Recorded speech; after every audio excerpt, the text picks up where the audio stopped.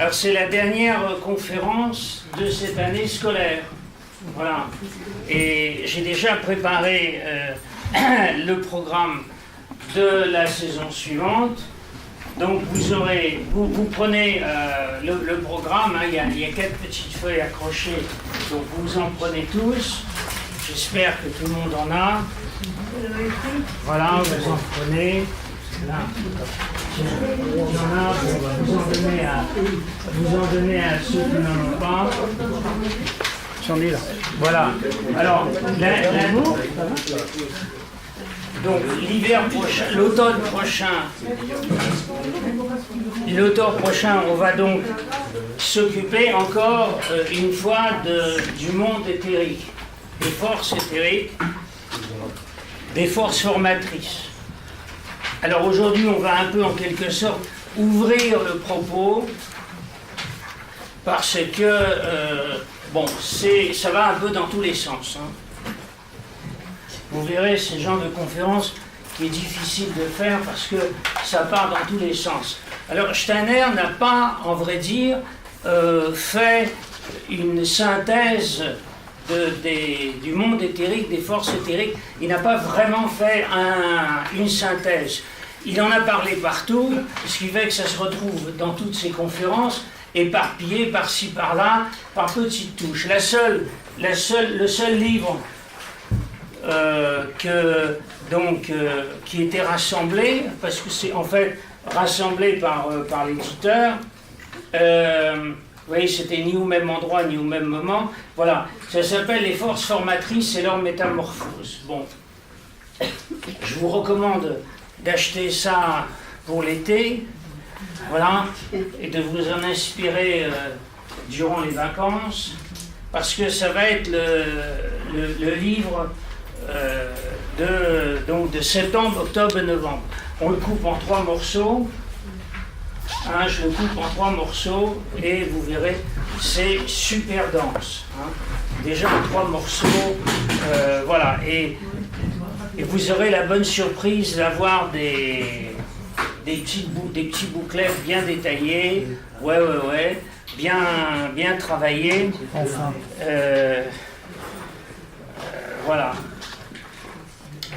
Donc ça, c'est pour l'hiver prochain. J'ai aussi les dates de décembre. Pour ceux qui sont intéressés par les dates de décembre, vous demanderez à Caroline les dates de décembre. Là, il y en a une. Oui. C'est le 18. Le 18 décembre. Voilà. Alors venez tous, toutes. C'est mon anniversaire, mon vrai, la vraie date. Voilà. Donc ça tombe. Alors on va vraiment faire une bonne fête. Bon. Le 18 décembre. Le 18 décembre. Voilà. Voilà le programme pour l'automne prochain. Alors, bon, sur quoi je vais m'appuyer pour les forces éthériques? Eh bien, un peu tout ce que j'ai lu à droite et à gauche chez Steiner et dont on se souvient, plus ou moins confusément.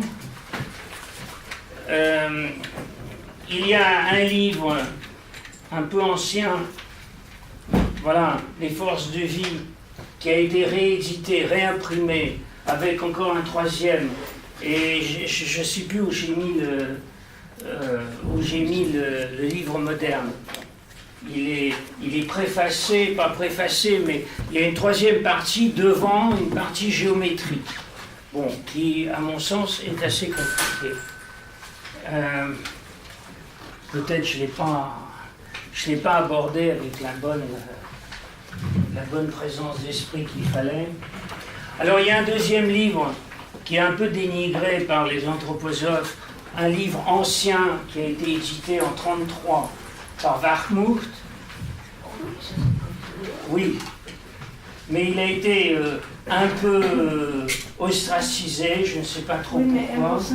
Il tient beaucoup à Waxman. Oui. Et un ami a lu de Waxman et il le trouve aussi formidable. Oui, enfin bon, il y a quelques, effectivement, ou imprécisions, ou bonjour. Bon, imprécisions, enfin bon, quelques bon, effectivement, bon, on peut comprendre, mais enfin, il n'est pas réédité. Il n'est pas réédité. Non, non, non. Il n'est pas réédité. Non, on peut Voilà. l'emprunter à la bibliothèque, Oui, oui. au siège. Voilà. Alors ce livre-là, c'est encore le livre de ma mère. Voilà. Avec ses propres annotations dedans. Bon. Et qu'est-ce qu'il y a d'autre à consulter? Il y a des très belles photos de Schwenk. Bon, c'est un livre de photos, mais qui est très très bien fait. Voilà, vous pouvez le regarder là après en partant. Donc sur les formes. Ça a été réédité. Ça a été réédité, oui, oui, oui. Alors vous pouvez le regarder, c'est très, très impressionnant parce qu'il essaye donc de saisir ce monde très mouvant. Et puis, alors là on fait une infidélité à Steiner. Il y a le double éthérique des théosophes. Bon, alors à vrai dire, je comprends très bien qu'on ne l'aime pas trop, que les anthroposophes ne l'aiment pas trop. Ben, je l'ai quand même un peu lu. Bon, c'est bourré de termes hindouisants, ça c'est pas un problème, il suffit de s'y mettre, mais ça a un goût de matérialisme. C'est contre quoi c'est Steiner. Il disait il n'y a pas pire matérialisme que le matérialisme ésotérique. Et alors je me demandais qu'est-ce qu'il voulait dire par là. Mais en fait c'est ça, parce que on lit des choses là-dedans et qui ont tendance à être lourdes, trop matérialisées. Hein. Voilà, ça, c'est un peu comme le copier-coller avec le monde physique, quoi. Bon, enfin, voilà, enfin je sais, ça existe en tout cas. Voilà, bon. J'ai pas dit que c'est totalement mauvais, il y a des choses intéressantes, les chakras et tout ça, c'est bien développé, mais bon, c'est un peu en béton armé, quoi. Vous savez, le siècle matérialiste, et quoi qu'on y fasse, il est quand même passé. Hein. Alors le tout, c'est de savoir dans quel sens on va, mais le matérialisme pur et dur est quand même passé. J'ai eu l'occasion de relire un livre de Jules Verne, comme ça m'a amusé, une expédition au pôle Nord et tout, un peu fantasmé. Mais ce qu'il en ressort de ça, de ce livre, c'est que c'est vraiment, Jules Verne était un mec qui vraiment était dans la matière, tout, mais ce qu'il disait c'était juste, mais c'était vraiment, il avait vraiment des sabots de plomb et il décollait pas beaucoup, hein, et ça se sent. Et maintenant on ne peut plus écrire un livre comme ça. Bon. Le siècle matérialiste était terminé. D'ailleurs c'est intéressant avec les enfants, moi je travaille beaucoup avec les enfants, et à ce propos, ne vous gênez pas de m'envoyer des gamins parce que les temps sont durs. Donc on est obligé d'appeler tout le monde à la rescousse. Alors si le cœur vous en dit, vous m'amenez, pas maintenant, la classe est finie, mais à la rentrée. Et donc je reviens aux gamins qui ont tous toujours des livres à la main, si ce n'est pas un téléphone ou une tablette. Et bien donc ils ont des livres et je regarde, quand j'étais moi gosse, on lisait beaucoup ce qu'on appelait la science-fiction. La science-fiction, qu'est-ce que c'était? C'était des robots, des fusées, on allait dans les planètes avec tout un tas de machines et tout ça. Mais c'était vraiment la science. Enfin, elle était fictive, mais c'était mécanique. Il y avait des armes, des matérialisateurs, des désintégrateurs, des machins. Enfin, bon, c'était sur le plan bien dur. Hein. Et qu'est-ce que lisent les gamins maintenant? Eh bien, c'est tout le contraire. Ils lisent en majorité des histoires de fées, de dragons, de mages, qui font des tas de trucs, qui font de la magie et tout ça. Vous voyez, ça a complètement basculé. On le sent, ça. l'imaginaire des gamins, il n'est plus dans les moteurs et les fusées et tout ça. Il est passé du côté de la magie, des dragons, des fées, enfin, voilà. Bon, alors, que peut-on en retenir de tout ça? Bon, il se passe quelque chose. Il se passe quelque chose, et ce quelque chose est quand même assez dramatique, parce qu'on passe à côté de ce qu'il faut. Il faudrait quitter le plan physique sur la pointe des pieds, mais il faudrait aller dans le bon sens. Et il y a des gens justement en Trotec, bon après je pourrais vous donner les adresses, qui s'occupent du monde éthérique, des forces éthériques, tout cela. Je vous ai longtemps développé ce propos. Bon, ils sont bien les seuls, à vrai dire. Et c'est ça qui est dommage. Et il faudrait quitter le monde physique en allant vers le monde éthérique. Et nous, on a fait tout ce qu'il ne faut pas pour ne pas y aller. En ça, on était fourvoyés par les forces arimaniennes qui nous ont privés de la vision du monde éthérique qui aurait dû avoir lieu spontanément après les années 33, 35, etc.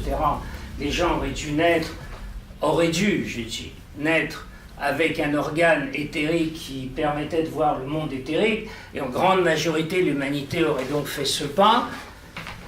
Et les forces arimaniennes, avec les guerres qui sont suivies, avec la nourriture chimique, avec les vaccins, avec tout ça, ont fait que cet organe n'a pas pu éclore. Et donc on n'a pas accès directement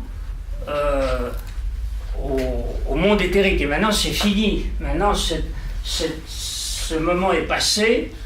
Vous allez me dire, oui, mais il suffit d'attendre un peu. Non, non.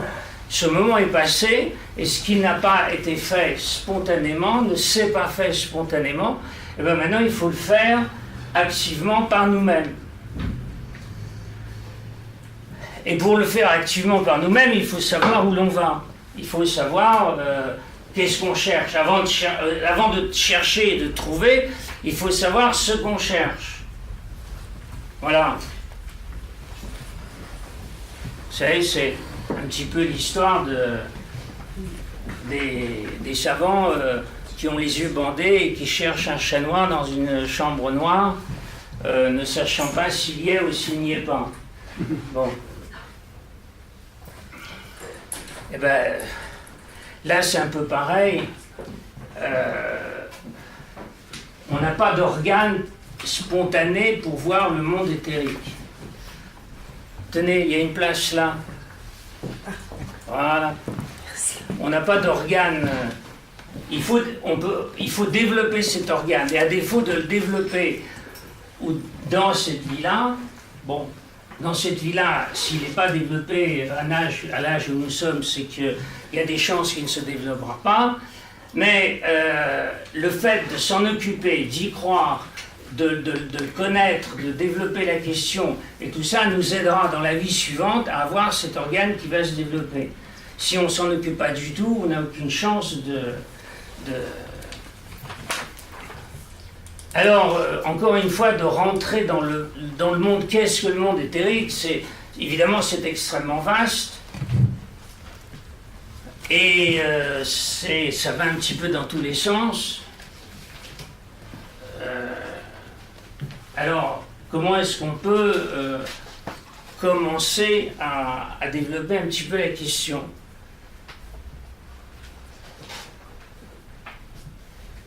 C'est un monde qui est au-dessus du monde physique et qui en a toutes les qualités.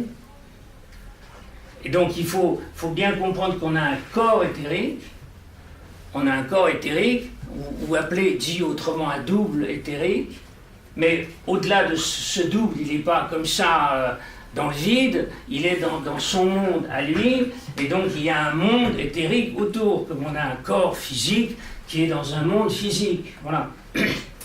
Donc on peut parler... il y a une petite discussion sur les forces formatrices. Est-ce qu'on appelle est-ce qu'on peut l'appeler les forces formatrices? Est-ce que les forces éthériques sont toutes des forces formatrices ou non?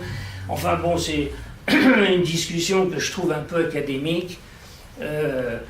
Pour moi, c'est un peu synonyme, encore que force formatrice, c'est plus étroit, hein, comme définition, alors que les forces éthériques, c'est plus vaste. Voilà, je lèverai la discussion comme ça.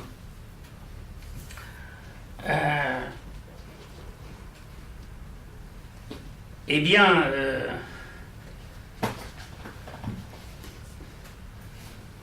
par quoi on peut commencer? Oui, il n'y a pas trop de... C'est ça le problème, c'est que on ne sait pas trop par où commencer.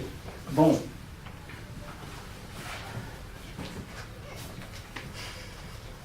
Pendant que vous êtes tout encore attentifs et pas encore trop fatigués,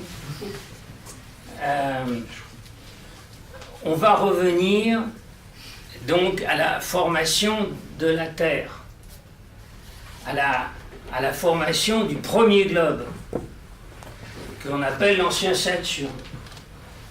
Bon. Donc l'ancien Saturne est issu, lui, directement du monde spirituel. Il faut bien comprendre que rien ne sort ex nihilo. Hein. Là, c'est important. Donc, qu'est-ce qu'il y avait avant Saturne? Pour nous, c'est un début, mais avant Saturne, il y avait autre chose qui était purement dans le monde spirituel. Bon. Donc, on peut guère en parler, parce qu'il y a déjà, quand on remonte à l'ancien Saturne, ça fait beaucoup. Donc, l'ancien Saturne, je vous en ai souvent parlé, donc c'est un globe de chaleur éthérique, et qui, vers la fin de son existence, donc, a dégagé de la chaleur physique. Donc là, vous avez un premier pas, donc, il y a la formation d'un éther de chaleur, et donc, à la fin du développement du globe, cette chaleur spirituelle, hein, vous voyez, cette chaleur spirituelle, elle se condense en chaleur physique, que l'on peut mesurer avec un thermomètre. Je vous en ai parlé, de Saturne, c'est le début, donc c'est une réunion, et à partir du moment où c'est une réunion, comme on est aujourd'hui, on est dans une réunion, il se manifeste quelque chose donc, qui est en dehors et quelque chose qui est en dedans. Donc il y a une limite, pour ça on dit une sphère, qui a comme première caractéristique d'avoir un dedans et un dehors. Et donc déjà il se condense quelque chose. Dans le monde totalement spirituel, c'était autrement. Et donc cette chaleur qui est comme chez nous ici, une chaleur d'amitié, qui est donc purement spirituelle, cette chaleur entre amis, petit à petit, se condense en chaleur physique. D'ailleurs, c'est ce qui va arriver, on va ouvrir la fenêtre. Donc, vous voyez, les choses commencent comme ça. Donc, le premier éther, c'est l'éther de chaleur. Puis, on passe à la deuxième planète, que l'on a caractérisée comme l'ancien Soleil, dans lequel cette chaleur se décante en quelque chose de plus grossier, qui est la lumière, l'air, la lumière, déjà, qui est plus grossière, donc, et quelque chose qui se dégage de plus, eh bien, c'est l'éther de lumière. Donc, on avait l'éther de chaleur, et puis l'éther de lumière. L'éther de lumière contient toutes les qualités de l'éther de chaleur. Il se développe davantage, vous voyez, il acquiert un rang au-dessus tout en conservant les qualités premières de l'éther de chaleur. Il est plus complet, d'accord? Et quand les enfants ils passent de la classe, je je ne sais pas quoi, de la troisième à la seconde, ils n'oublient pas, enfin, ils sont censés tout au moins ne pas oublier tout ce qu'on leur a appris en troisième. Voilà, en fait, bon, la réalité est peut-être tout autre, mais en principe. Et donc, l'éther donc, de lumière a toutes les caractéristiques de l'éther de chaleur, et il rajoute quelque chose. Donc la matière commence à se condenser en gaz, en lumière, et en dessous en gaz, et donc on dégage l'éther de chaleur. Puis on va plus loin, on arrive à la planète suivante qu'on caractérise par l'ancienne Lune, donc qui elle va condenser la matière un peu plus. Donc le gaz va se condenser en liquide, en eau, et donc il y aura un éther qui va se dégager de plus, un éther d'eau qui va se dégager, qui va avoir les caractéristiques supplémentaires, qui va garder donc celles de l'éther de chaleur et l'éther de lumière, et il va donc se dégager en ce qu'on appelle un éther de son ou un éther chimique. Chimique parce que c'est lui qui préside à toutes les combinaisons chimiques qui ne peuvent pas se faire sans lui. Et pour ça, les chimistes et surtout les généticiens seraient bien inspirés de s'occuper des éthers plutôt que de chercher un chat noir dans une chambre noire où il n'y a pas de lumière avec des yeux bandés. Bon. Par contre, les communistes, eux, ils se sont écriés et nous l'avons trouvé. Bon. Mais, donc, pardonnez-moi. Et donc, la planète suivante qui est la nôtre, il va se dégager encore plus bas, donc l'eau va se condenser en terre, en solide, et il y aura un éther de plus qui va se dégager au-dessus de l'éther de son ou chimique, et c'est l'éther de vie. Voilà. Donc on va arriver à la situation actuellement dans la planète, actuellement où il y a quatre éléments. C'est les Grecs qui nous ont laissé cette terminologie. Ils nous ont laissé donc laissé au début donc l'air, l'eau, la chaleur, chaleur, air, eau et terre. Voilà. Ça, c'est les quatre éléments grecs et des alchimistes. Bon. Donc, l'éther de chaleur fait un éther de chaleur. L'air, donc, on vient de le voir, donc un éther de lumière. L'eau, chimique ou son. Et terre de vie. Les quatre éthers ont eu leur perversion actuellement, se sont pervertis, surtout actuellement, dans la période présente. Donc l'éther de chaleur, il s'est perverti en chaleur mécanique.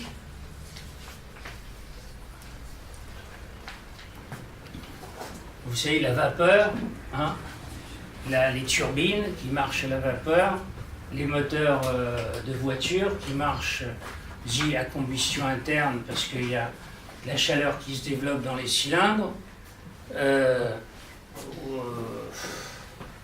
Donc il dégage donc de la mécanique, des forces mécaniques. Donc c'est la première, si vous voulez, abâtardissement de l'éther. Donc l'éther de lumière, aidez-moi. Électricité. Électricité. l'éther de son, le magnétisme, et l'éther de vie nucléaire. Voilà. Vous voyez très bien donc l'éther de chaleur, donc la chaleur qui devient physique, qui a un éther et qui devient donc de la mécanique, des moteurs. L'air, donc l'éther ici c'est la lumière et ça donne perverti, ça donne l'électricité. Et d'ailleurs, il se trouve que précisément, en général, toutes les lumières artificielles, c'est précisément électrique. On peut en trouver d'autres, mais c'est plus... Bon, il y a l'éther de chimie qui peut développer... maintenant, les LED, par exemple, ils sont plus proches des verres luisants que des ampoules électriques. Mais enfin, bon, c'est à moitié une LED, c'est un demi-verre luisant. Bon. Et c'est là-dessus qu'on s'est basé pour les découvrir. Ça ne dégage pas de chaleur, justement. Oui, un petit peu, bon. Et l'éther de vie, donc, avec le nucléaire.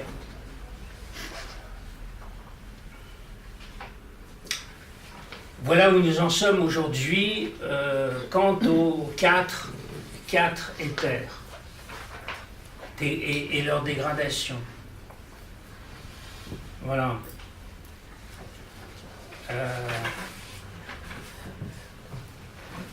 On en a assez parlé dans les conférences précédentes sur les forces arimaniennes et lucifériennes qui s'en dégagent. Et le problème, c'est d'essayer de trouver ce que fait Androtech, c'est d'essayer de trouver de concevoir des machines qui ne fonctionnent pas avec les éthers pervertis. D'essayer de trouver des machines qui fonctionnent avec les forces éthériques pures, non polluantes, gratuites et illimitées. C'est là d'ailleurs où tant qu'ils ne trouvent rien, il ne se passe rien. Mais quand si jamais ils trouvent quelque chose, ils vont avoir évidemment tout de suite des ennuis. Parce que les États, quels qu'ils soient, ne veulent surtout pas entendre parler d'énergie gratuite. Hein. Déjà, comment il s'appelait celui qui a inventé Tesla. Tesla, oui. Voilà. Déjà, il parlait d'énergie, il parlait pas d'énergie éthérique, il parlait de, je sais plus, il voulait, il parlait d'énergie tellurique, lui. Il voulait tirer de l'énergie magnétique de la Terre, voilà. C'était les neutrinos, hein. Il contestait le discours d'Einstein. Oui, oui, oui, mais et quand il a vaguement parlé de son histoire de trouver de l'énergie tellurique, la première question qu'on lui a demandé, où est-ce qu'on branche le compteur? C'est JP Morgan, la banque. Bon. Alors, on va un peu, je vous dis, on va aller un peu dans tous les sens. L'éther